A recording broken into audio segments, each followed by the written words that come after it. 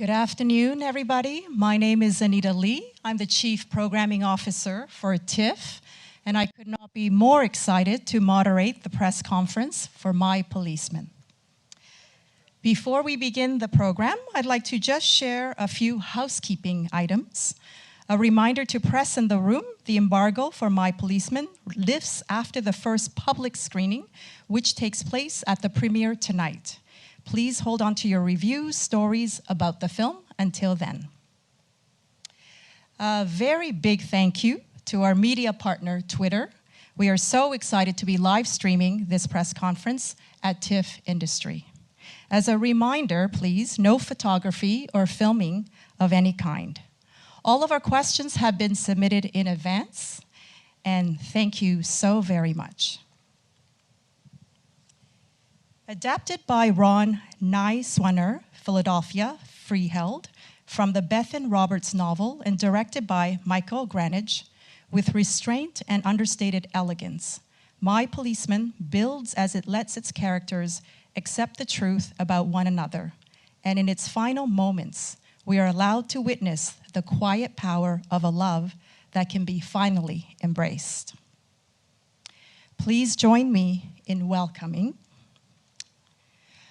Linus Roach, Rupert Everett, Gina McKee, David Dawson, Harry Stiles, Emma Corrin, and director Michael Granage.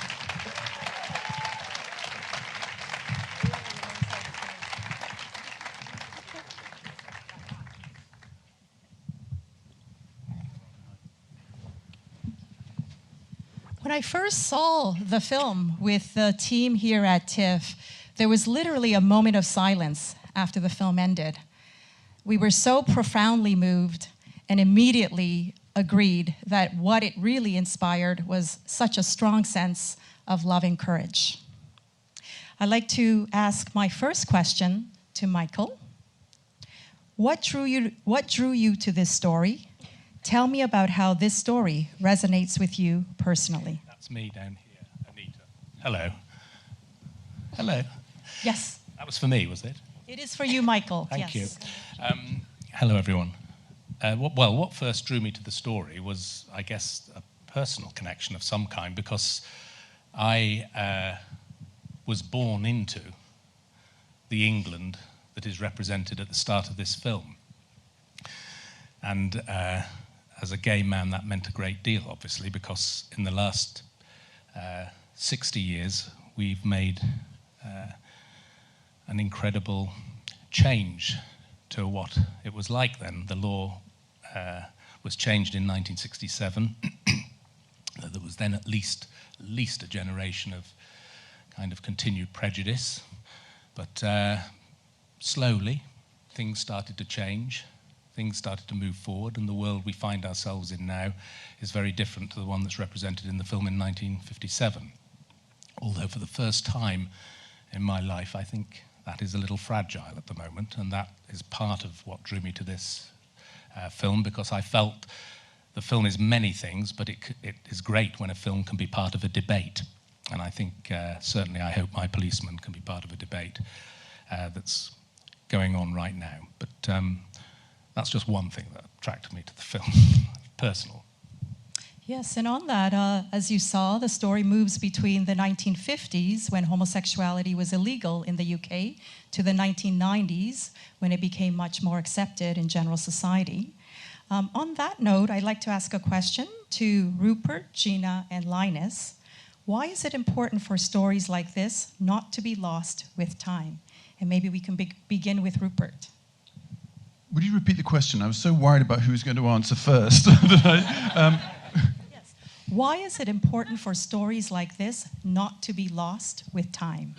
Oh, well, I think it's very simple. It's a great story. There's a lot of human suffering, and like Michael said, it's a fascinating journey to go on from modern homosexuality to 1950s homosexuality, and how far we've come, and that's very exciting in a story to see.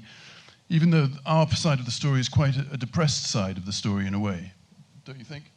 I find that there is some optimism in there, but it's not at the forefront, perhaps.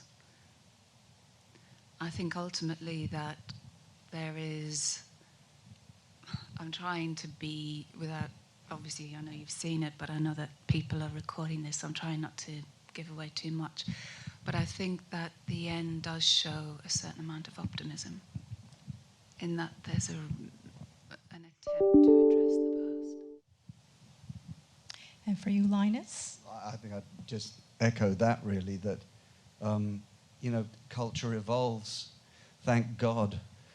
We've still got a long way to go, but that, over this huge amount of time, there's a little bit of redemption at the end. There's a bit of healing. There's a future. And I feel that's the power of the story.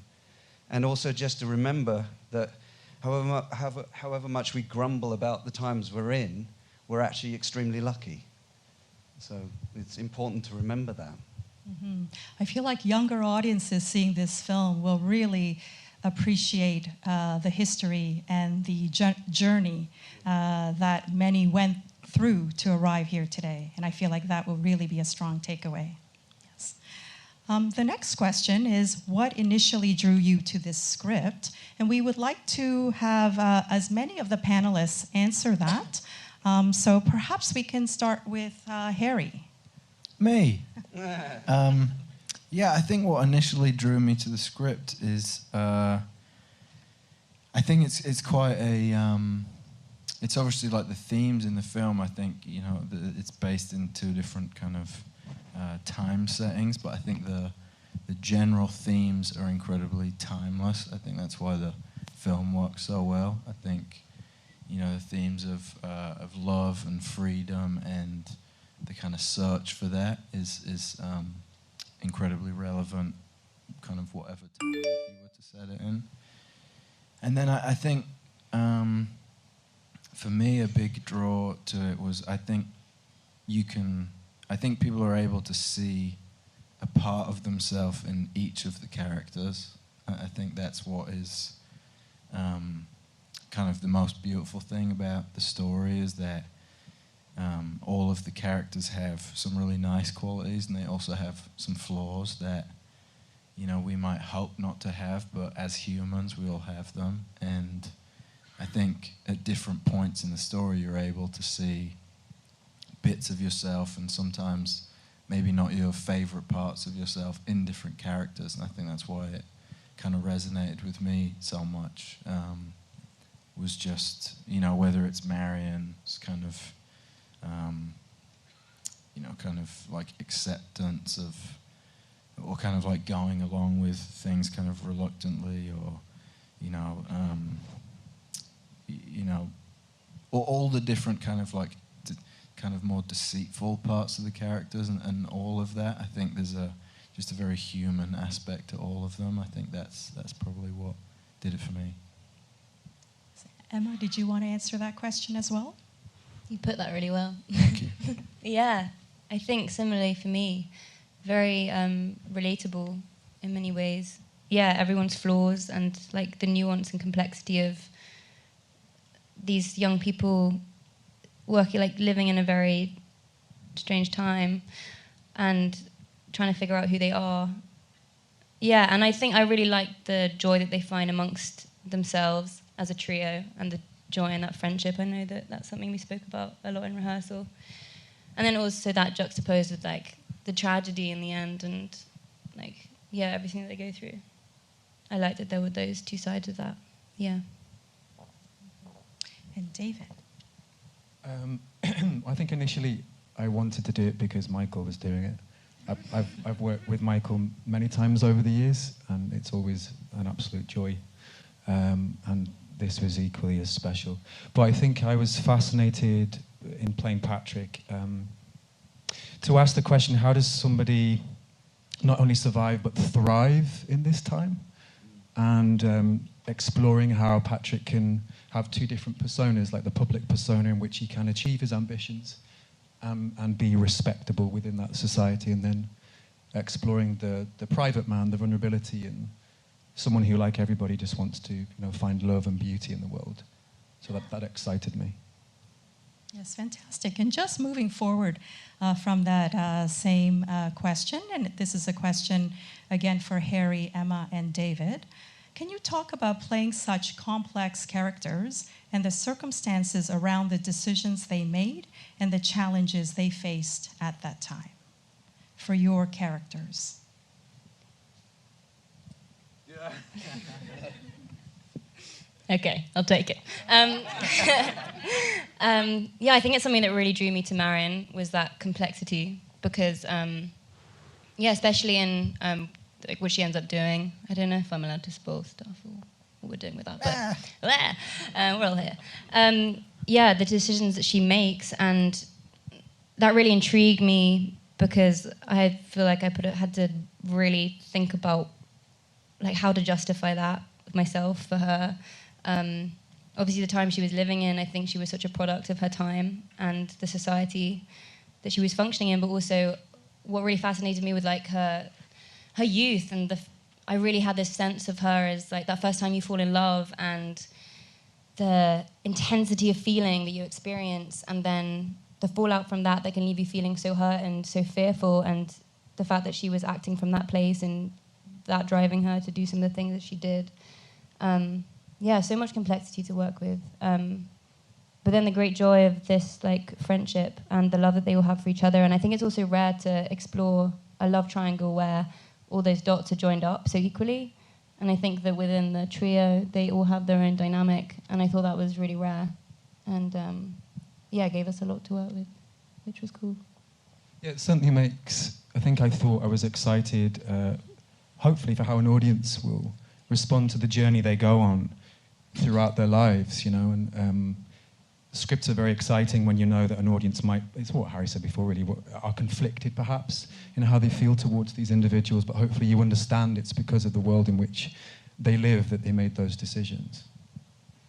Yes, Harry. Yeah, I think it kind of, you know, speaking on the position of Tom, I think he's a product of his time.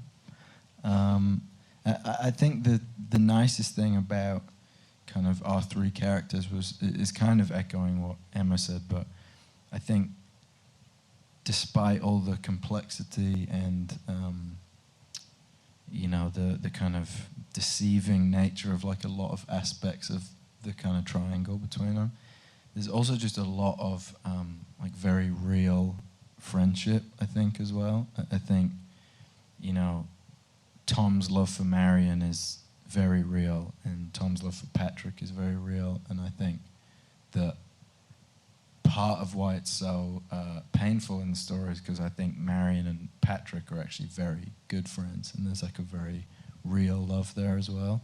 So I think just having that kind of duality of, you know, everything not being so kind of black and white in terms of, well, you've wronged me and that means I don't like you anymore, and all that kind of thing. It's not really how the world works and how human beings work. So I think there's so much nuance to them and so much complexity that comes for people in real life around, you know, sexuality and finding themselves and all of that kind of stuff. And I think, you know, around sex in particular and sexual relationships being, you know, shrouded in kind of fear for a man in that time, for Tom, for example, and fear and shame and all these things that you don't necessarily know that much about if you don't encounter other, you know, homosexual men at that time. It's for someone like Tom, it's all of his feelings towards men I would imagine feel just so foreign. So, yeah, I think just kind of anytime it's that complex and you're getting to play with like actual nuanced kind of human emotion is really nice. Mm-hmm. Absolutely. I was really struck by the empathy and the tenderness I felt for each of the characters. And as you mentioned, the nuances and the layers. And I felt that was handled so beautifully in the performances and in the writing of the script as well. For you, Harry, this is another question. When we meet Tom in 1957, he's trying to escape the narrow world he's always known. Can you tell us about the search for his identity and the circumstances that held him back? I'll try. I think Tom is. I think he's very curious, which is kind of. I think he's someone who is born into a very small world, and as if you're born into that kind of environment, it's hard to. I think you feel like you know where the edge of the world is, and slowly throughout the story, I think he's realizing that it's a little further away than, Brighton or kind of that coast. And I think, people live entire lives in very small bubbles like that, and if that's how you've been brought up, and everyone around you and the generations before you, your parents, etc., have all lived within that kind of small bubble, it's obviously very difficult to even picture the world outside of that. So I think when he meets someone like Patrick, who is well-travelled and likes art and finds himself kind of being curious about those things, it kind of just sparks this, it's kind of like feeding his curiosity, that it's not kind of strange for him to be curious about stuff. And then I think him with Marion, he also finds ultimately a friend who is the most accepting of him.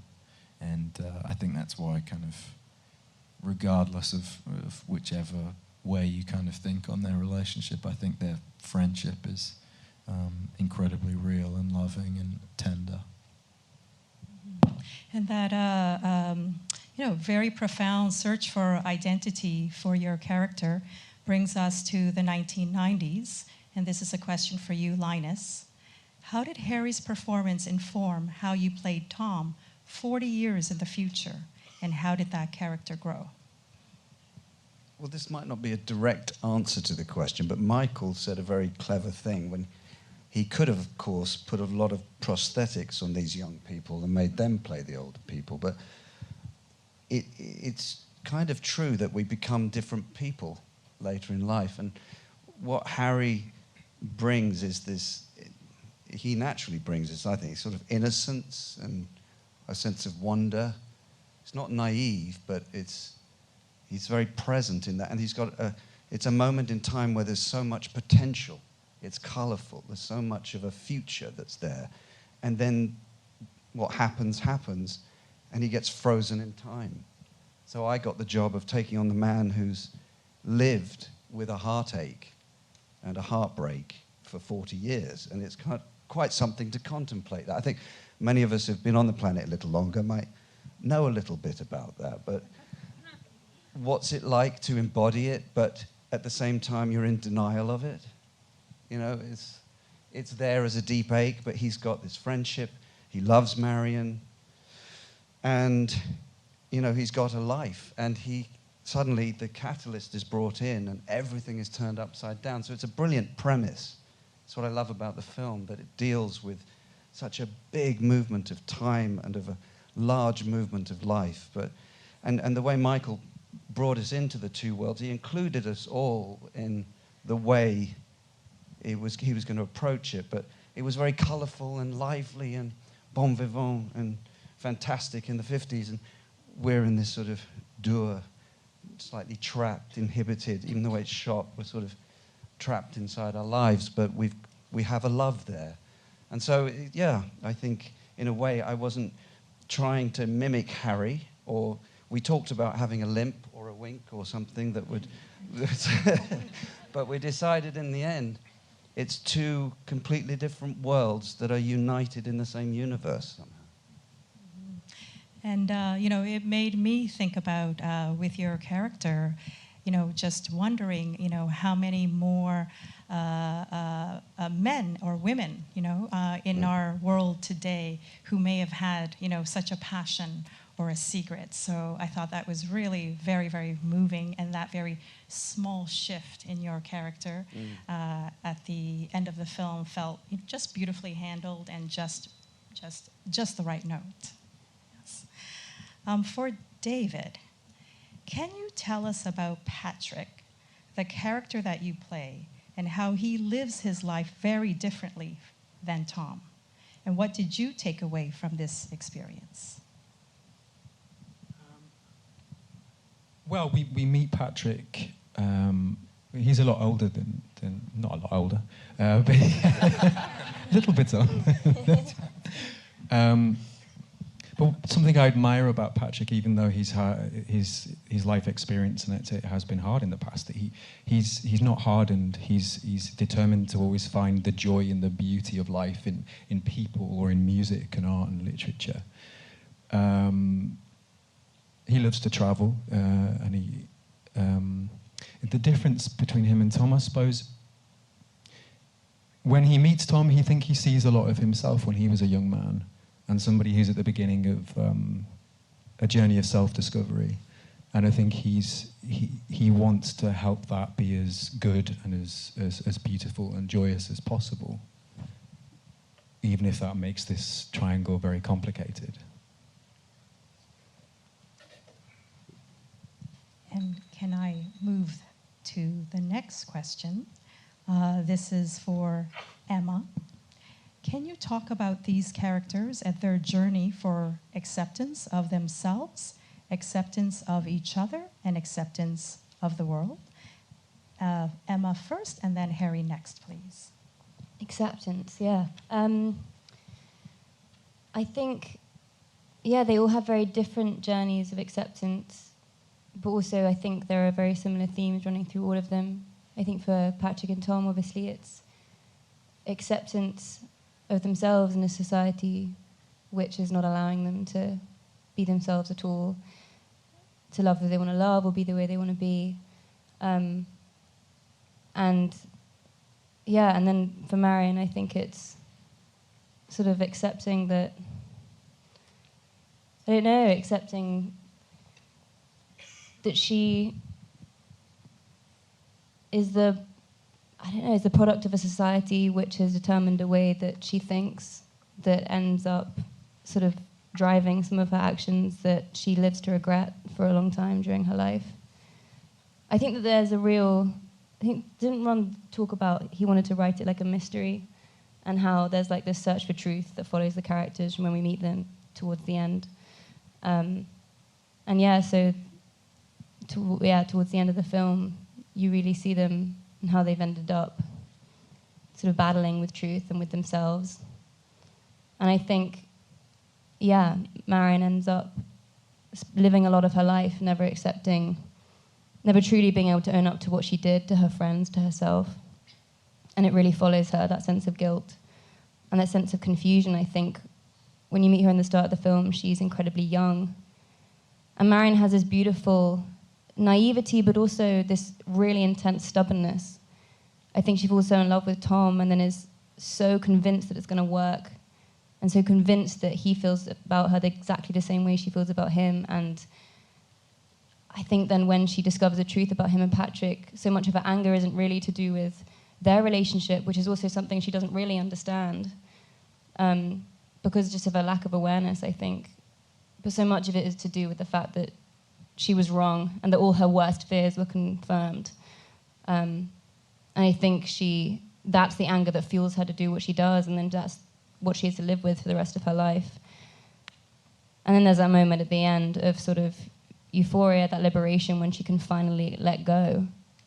And that's really like, it takes her that long to accept herself, to almost let herself be, sort of find redemption and forgive herself, I suppose, and feel like she's righted some of her past.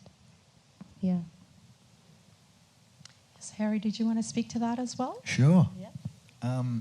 Yeah. I think Tom's version of acceptance is a pretty depressing one. I think it's, I think he accepts that he's going to deny this part of himself for a really long time.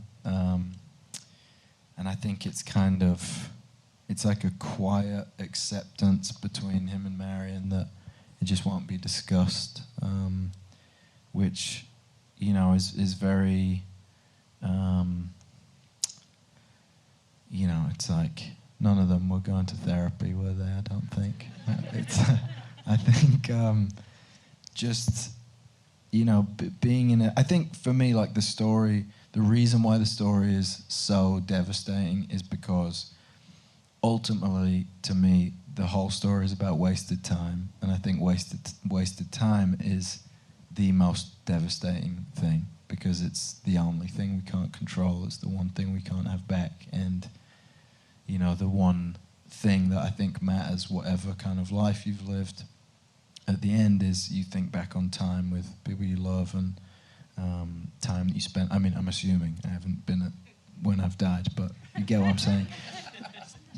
But, you know, that is the one thing that none of us can control. So I think the whole story being about this wasted time, and I think, you know, going to the end and where, you know, you find Linus's characters, it feels like a brief moment of acceptance, which feels really wonderful, but it's also still kind of laced with this devastating, oh, if we were just, you know, braver, we wasted so much time. So I think there's just complexities in every part of the story, which I think is what makes it so interesting, is that every piece of joy, even though it's very real, it's kind of laced with this other side to it. So, yeah, I'll stop talking now.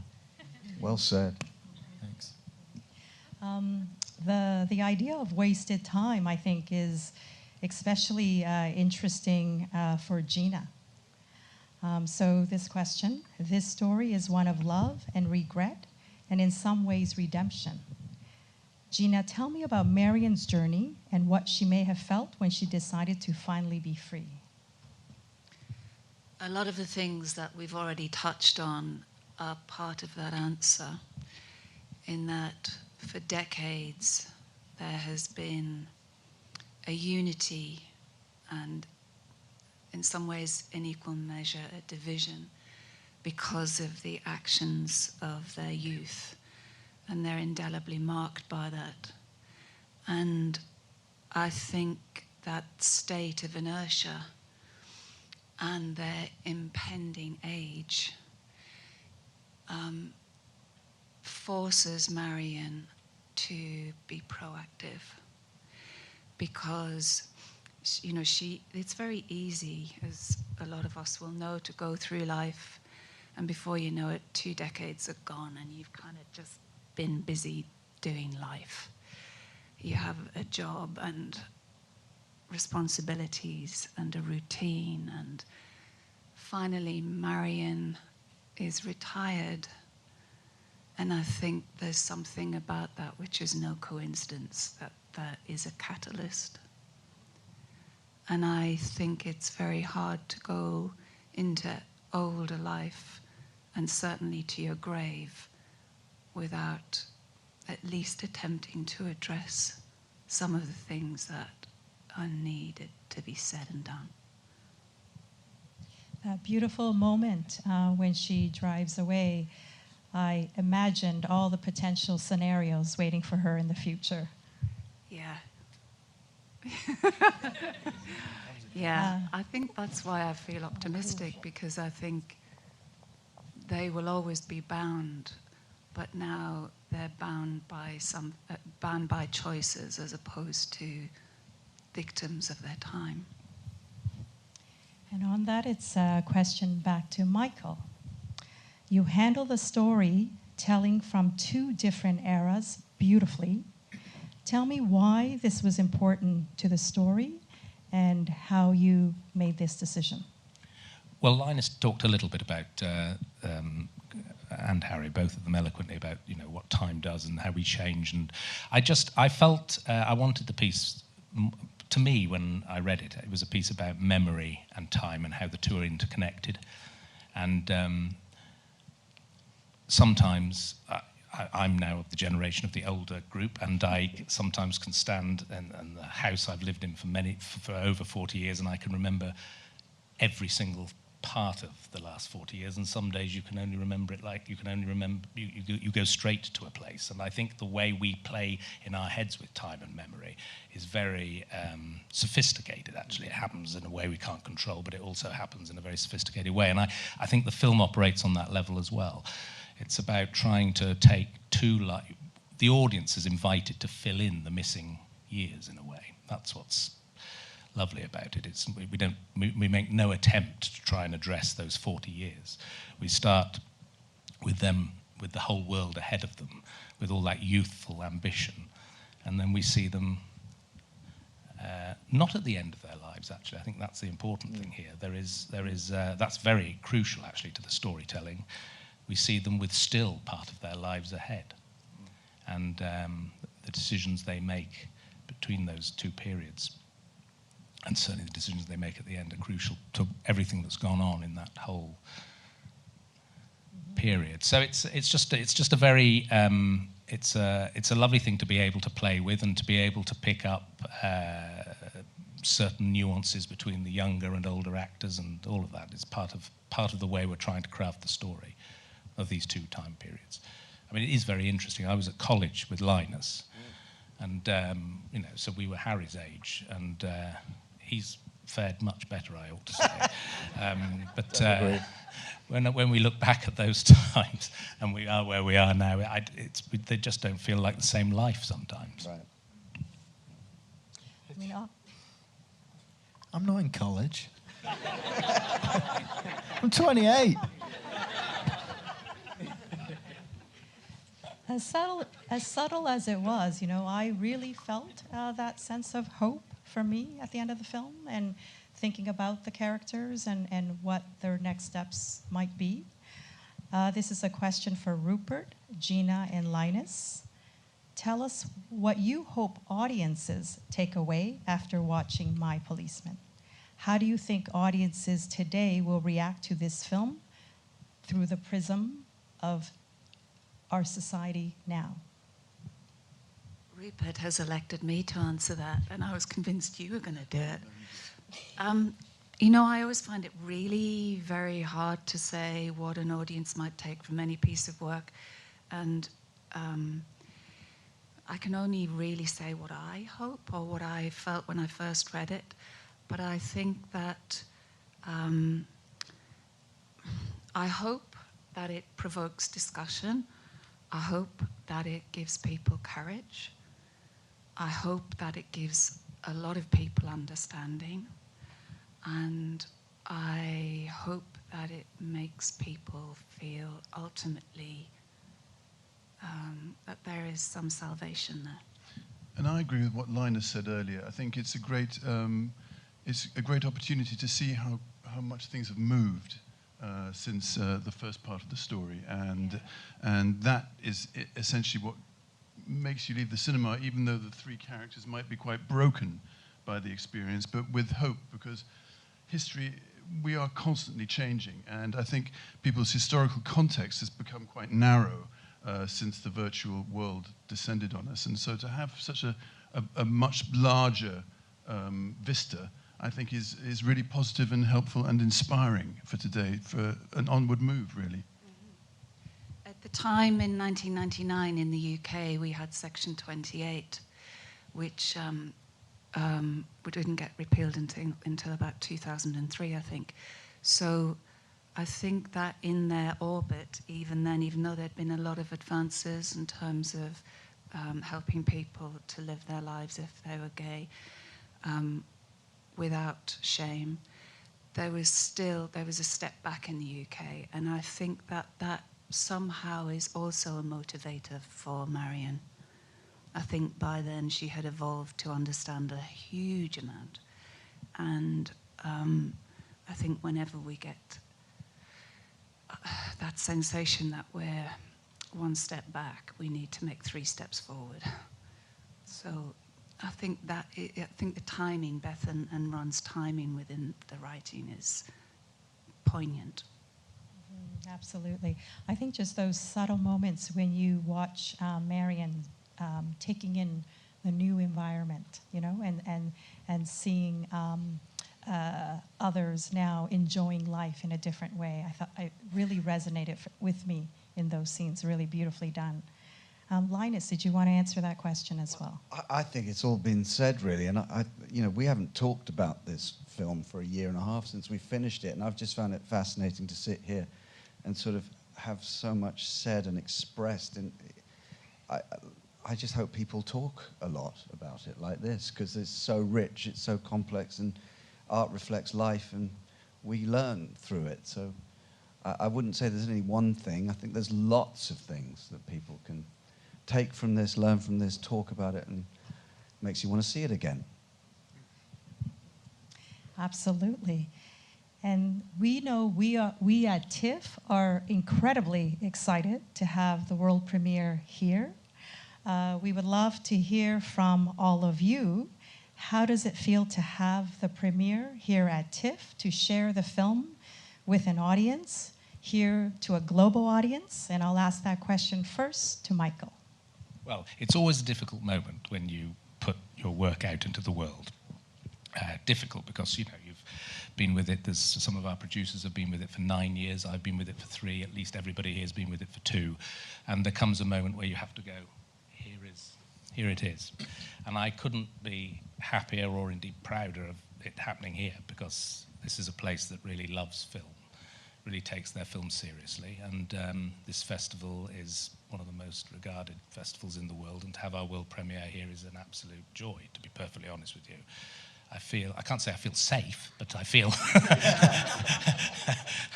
I feel we're in the right place. So thank you for having us. Thank you. Anyone else would like to answer that? I've just spent 2 months working here, so it's very exciting to be back, and it's a lovely town to be in and to work in, and so that's an extra thrill coming back to knowing it a little bit here. I actually played the Princess of Wales Theatre. I played there 14 years ago on the stage, so for our premiere tonight to be there is really special. Wow.